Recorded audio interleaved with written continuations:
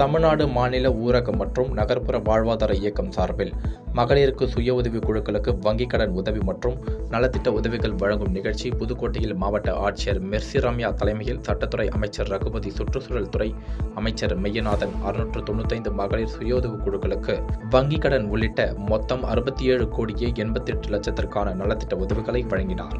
இந்நிகழ்வில் மாவட்ட வருவாய் அலுவலர் செல்வி, முன்னாள் அரசு வழக்கறிஞர் செல்லப்பாண்டியன், MLA மருத்துவர் முத்துராஜா, மாவட்ட ஊராட்சி குழு தலைவர் ஜெயலட்சுமி உள்ளிட்ட அனைத்து துறை அலுவலர்கள் பலர் கலந்து கொண்டனர்.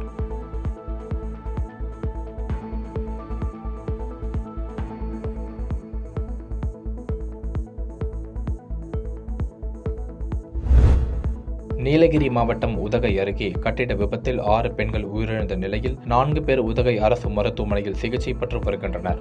இந்நிலையில் உயிரிழந்தவர்களின் உடல்கள் உதகை அரசு மருத்துவமனையில் பிரேத பரிசோதனை மேற்கொள்ளப்பட்ட நிலையில் தமிழ்நாடு சுற்றுலாத்துறை அமைச்சர் ராமச்சந்திரன் உயிரிழந்தவர்களின் உடலுக்கு அஞ்சலி செலுத்தினர். தொடர்ந்து தமிழக அரசு அறிவித்த 2 லட்சம் ரூபாய் காசோலையை உறவினர்களிடம் வழங்கியும் தனது சொந்த நிதியில் இருந்து உயிரிழந்தவர்களின் இறுதிச் சடங்கிற்கு 50,000 ரூபாயும், சிகிச்சை பெற்று வருபவர்களுக்கு 30,000 ரூபாய் நிதி வழங்கியுள்ளதாகவும் கூறிய அவர், தொழிலாளர் நலத்துறை சார்பில் உயிரிழந்தவர்களின் குடும்பத்திற்கு தலா 5 லட்சம் ரூபாய் நிவாரண நிதி வழங்க நடவடிக்கை எடுக்கப்படும் என தெரிவித்தார்.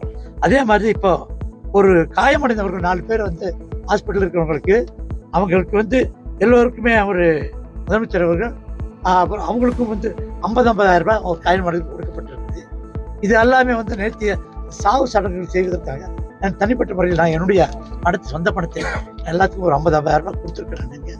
இவங்களுக்கும் கொடுக்க போகிறேன். முதலமைச்சர் படித்தவங்களுக்கு ஒரு 10,000 ரூபாய் கொடுத்துட்டு இதை தொடர்ந்து நாளைக்கு தொழிலாளர் நலத்துறை சார்பாக அவங்களுக்கு 5 லட்சம் ரூபாய் கொடுக்க ஏற்பாடு பண்ணுறேன்.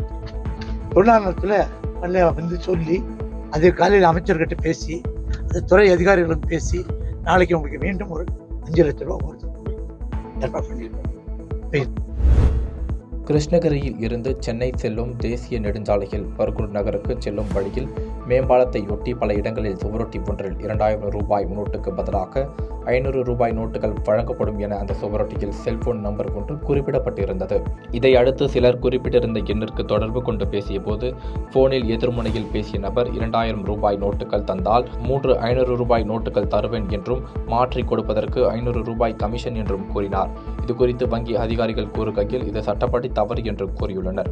மேலும் இதுகுறித்து பர்கூர் காவல் ஆய்வாளர் வளர்மதி அவர்களை தொடர்பு கொண்டு கேட்டபொழுது இதுகுறித்த விசாரணை செய்யப்பட்டு பொது அமைதிக்கு குந்தகம் ஏற்படுத்தும் வகையில் சர்ச்சைக்குரிய போஸ்டர் ஒட்டிய வழக்கில் பெலவர்த்தி ஊராட்சி வல்லூர்புரத்தை சேர்ந்த சீதாராமன் என்பவரின் மீது வழக்கு பதிவு செய்து அவரை தேடி வருவதாக தெரிவித்தார். தேனியில் தனியார் பள்ளியில் நடைபெற்ற நிகழ்ச்சியில் பள்ளி மாணவர்களுடன் தமிழக ஆளுநர் RN ரவி கலந்துரையாடினார்.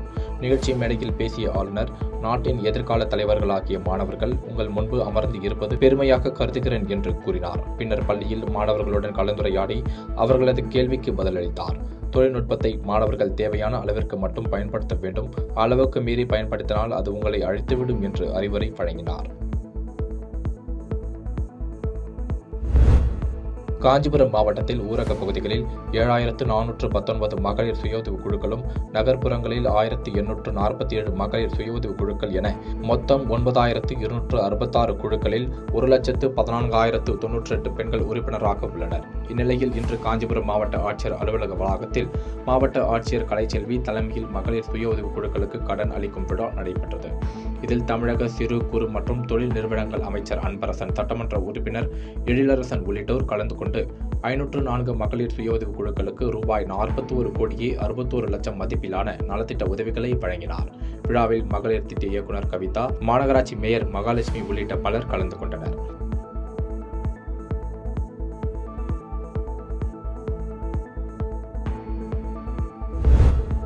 நீலகிரி மாவட்டம் கோத்தகிரி அரசு மருத்துவமனையில் தற்பொழுது சிறப்பு பகுதி மேம்பாட்டு திட்டத்தின் மூலம் ரூபாய் 3 கோடியே 3 லட்சம் செலவில் புதிதாக விபத்து மற்றும் அவசர சிகிச்சை பிரிவு, அறுவை அரங்கு மற்றும் புறநோயாளிகள் பிரிவு கொண்ட கட்டிடம் மக்கள் பயன்பாட்டிற்கு மருத்துவம் மற்றும் மக்கள் நல்வாழ்வுத்துறை அமைச்சர் சுப்பிரமணியன் மற்றும் சுற்றுலாத்துறை அமைச்சர் ராமச்சந்திரன் திறந்து வைத்தனர். கோத்தகிரி மற்றும் அதன் சுற்றுப்புற கிராமங்களில் வாழும் மக்களுக்கு சுற்றுலா பயணிகளும் சிறந்த முறையில் 24 மணி நேரமும் சிகிச்சை அளித்திட இப்புதிய மருத்துவ கட்டிடம் பொதுமக்கள் பயனுள்ளதாக அமையும் என தெரிவிக்கப்பட்டுள்ளது. பாதகம் செய்பவரை கண்டால் நாம் பயங்கொள்ளலாகாது பாப்பா.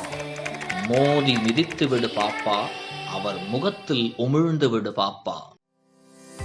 அண்மை செய்திகளை உடனுக்குடன் தெரிந்து கொள்ள இணைந்திருங்கள் இயம்நாடு தொலைக்காட்சியுடன்.